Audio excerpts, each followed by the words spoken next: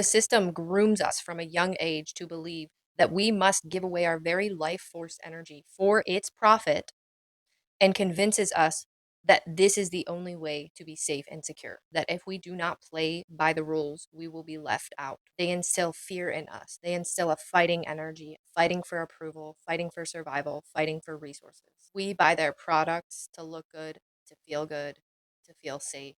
We do their work for them to feel good, to feel seen, to feel worthy, to feel safe.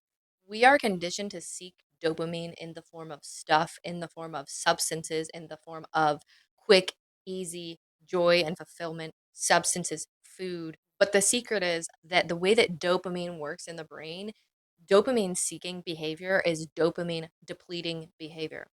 So the more we look for dopamine fulfillment in stuff, the stuff that they sell us, the more our brains are depleted of dopamine because it causes a spike and a crash. It depletes our baseline dopamine levels. And this is the toxic cycle, the toxic parasitic take cycle. Condition us to want that dopamine fix, take more dopamine from our baseline system. So we need more, more, more to fill an endless void.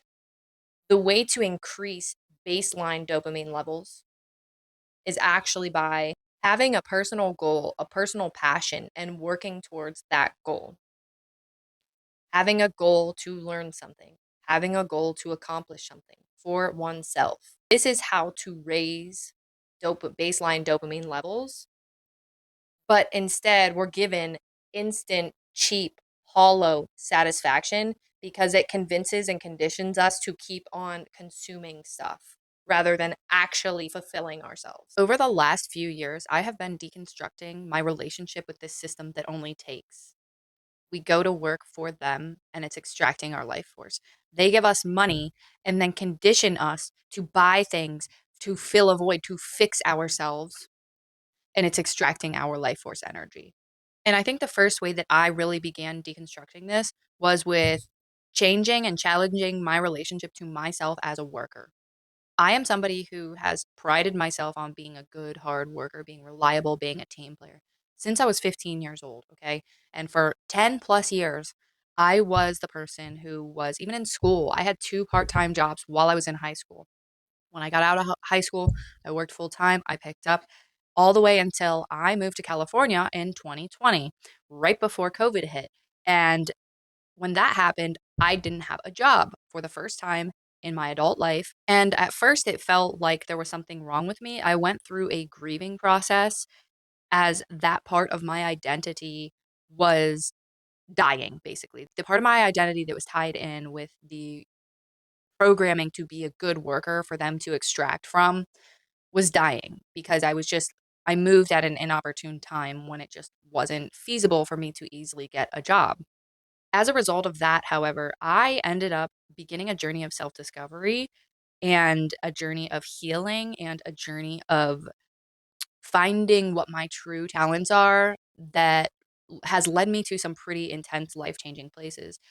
The fact that I made space and didn't have a job for a while, this is another reason why I think that people intentionally give into the worker bee programming is because if we don't work, like if we're not giving our life force energy away to a corporation, that means that we then are just with ourselves. We then have time to think and make decisions for ourselves.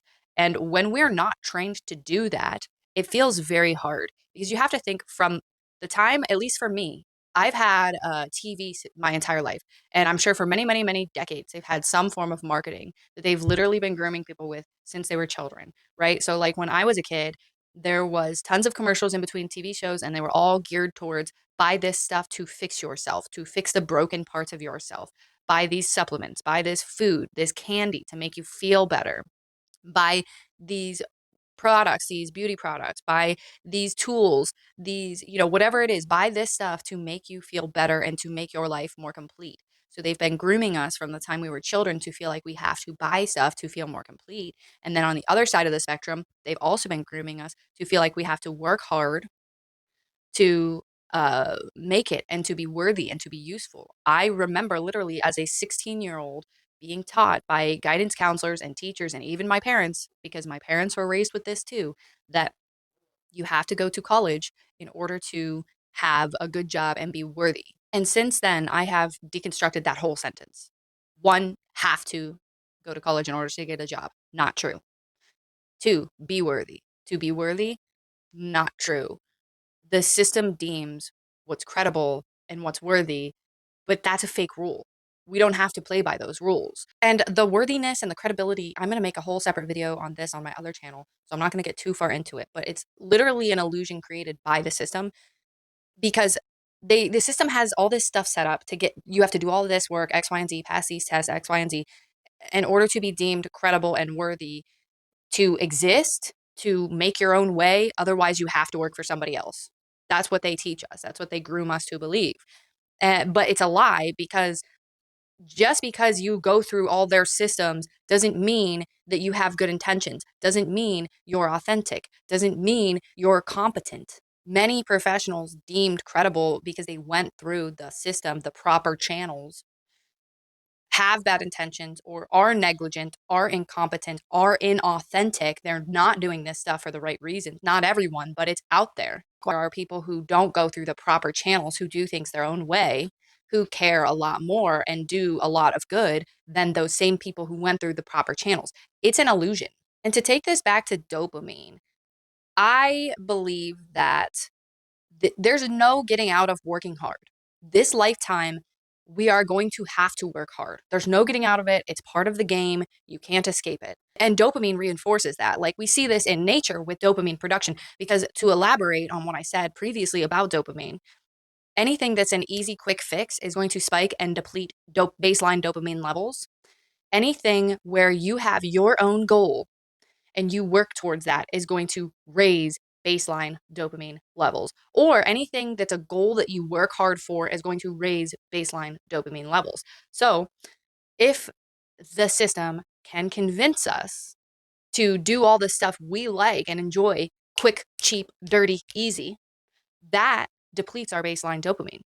And if the system convinces us to work hard for them, that increases our baseline dopamine levels. You pair that with deeply rooted conditioning that things must be done a certain way in order for someone to be worthy. Like there's all this conditioning about, if you don't have a nice car, if you don't have a nice house, if you're not a hard worker, if you don't have a good job, if you do things in a certain way, you're deemed as like less worthy or you're deemed as like trashy or less than systematic conditioning.